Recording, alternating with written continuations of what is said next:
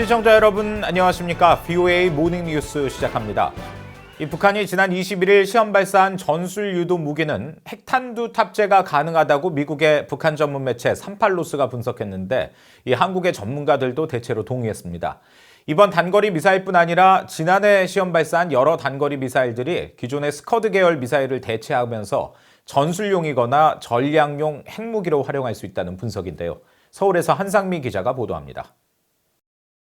북한이 지난 21일 발사한 북한판 에이테킴스 지대지 전술 유도 무기는 몸체 직경과 길이를 볼 때 500kg 이상의 탄두를 실을 수 있을 것으로 분석됐습니다. 비행거리가 410km였던 점을 감안하면 몸체 직경은 대략 700에서 850mm로 610mm의 미국의 에이테킴스보다 큰 것으로 추정돼 핵무기 탑재 용도로 사용될 수 있다고 미국의 북한 전문 매체 38로스는 분석했습니다. 그러면서 지난 21일 시험 발사는 전술 유도 무기의 대여섯 번째로 북한이 몇 번의 시험 후 실전 배치를 했던 과거 사례들로 볼 때 이 무기도 조만간 실전 배치될 수 있다고 판단했습니다. 한국의 전문가들은 핵탄두 탑재 가능성에 동의했습니다. 그러면서 이번 미사일뿐 아니라 북한이 지난해 8월부터 잇따라 시험 발사하고 있는 단거리 미사일들 모두 핵탄두를 탑재해 전술 핵무기로 사용될 수 있다고 분석했습니다. 기존의 노동이나 스커드하고는 차원이 다른 미사일이라는 거죠. KN-23 있잖아요. 북한판 이스칸데르라는 거. 걔는 아마 직경이 아마 0.9m 정도 될 거야. 로켓이 사이즈가 커요. 그래서 아마 충분히 핵탄두 탑재가 가능할 거야. 북한은 특히 기존의 단거리 미사일인 스커드와 노동 미사일을 신형 고체 연료 미사일로 대체하면서 전술 핵무기로 개발하고 있는 것으로 분석됐습니다. 고체 연료를 사용할 경우 이동 후 기습적인 발사가 가능해 신형 단거리 미사일들이 그만큼 더 위협적인데 특히 서울 등 한국 수도권은 엄청난 피해가 우려되는 사정권에 든다는 지적입니다. 핵탄두를 탑재하면은 아마 다른 것들 이렇게 제어 장치 이런 것이 추가로 들어가기 때문에 사거리가 단축이 될 거예요. 그렇지만 지금 300km 날아가는데 사거리가 단축돼서 예를 들어서 한 100, 150km, 200km 날아갔다 그러면 수도권은 충분히 가능하거든요. 더 큰 문제는 북한의 신형 단거리 미사일들이 고도 30에서 50km로 비행하는 데다 사거리 300km의 비행 시간은 5분 안팎으로 현재 한국군이 보유한 무기 체계로는 요격이 어렵다고 전문가들은 우려했습니다. 문제는 뭐냐면 우리가 가지고 있는 지금 요격 체계 있잖아요. 팩2, 팩3, 엠셈이라고 저기 중거리 지대공 미사일 이거 다 KN-23 이런 거 못 쫓아가 속도를요.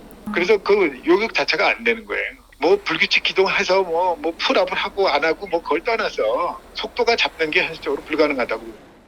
전문가들은 다만 북한의 신형 단거리 미사일은 아직 개발 단계로 시험 발사 횟수도 충분하지 않다면서 향후 실전 배치 여부와 핵무기 운용 특성 등을 지켜보며 대비를 해야 한다고 지적했습니다. 서울에서 VOA 뉴스 한상미입니다.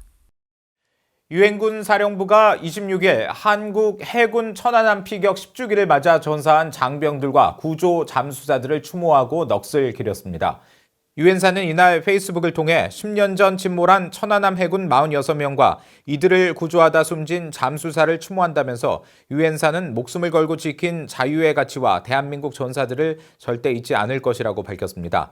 유엔사는 이와 함께 한국 경기도 평택 해군기지 2함대 내 안보공원에 전시된 천안함 앞에서 유엔군 장병들이 추모를 마치고 촬영한 사진을 함께 게재했습니다. 한편 이날 해군기지 2함대 안보공원에서는 천안함 희생장병들의 가족과 동료들이 참가한 가운데 천안함 46용사 이름 다시 부르기 등 전사자들의 숭고한 희생을 기리는 추모식 행사가 열렸습니다.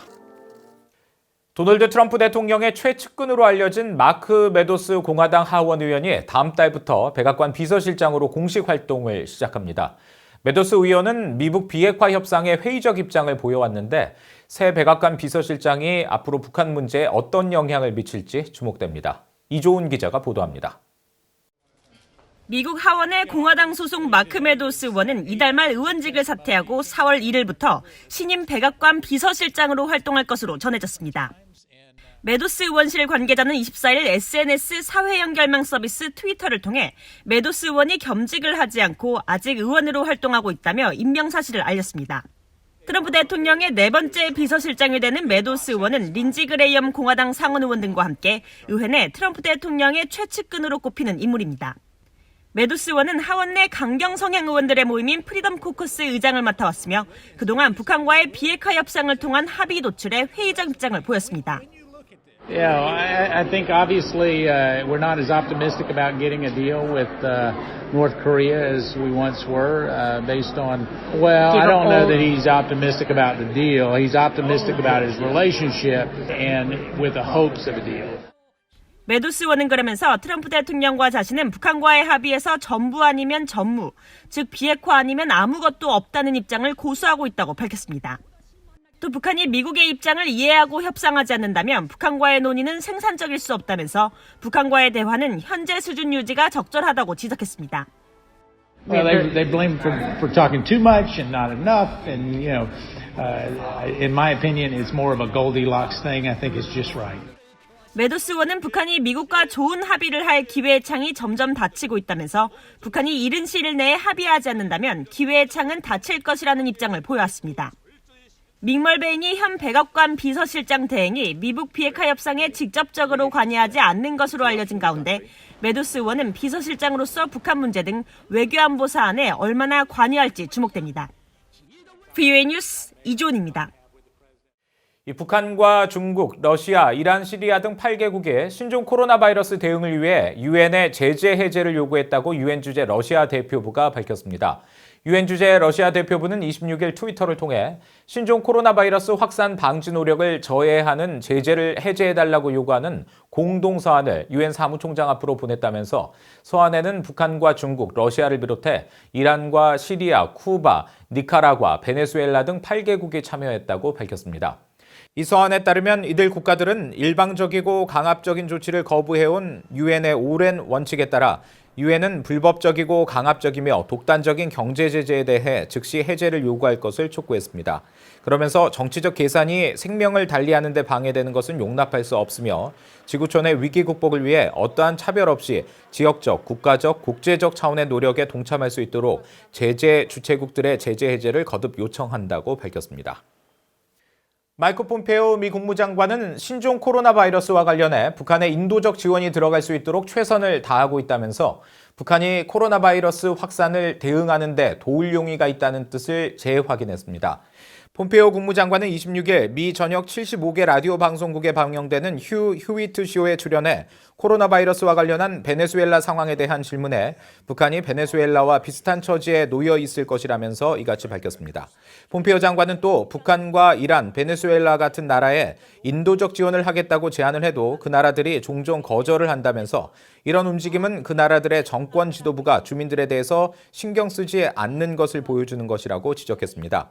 이어 미국은 북한과 이란, 베네수엘라의 주민들이 코로나 바이러스로 인한 어려운 상황을 헤쳐나갈 수 있도록 돕기 위해 더 잘할 수 있을 것으로 희망한다고 말했습니다. 이상으로 VOA 모닝 뉴스를 마칩니다. 시청해주신 여러분 고맙습니다.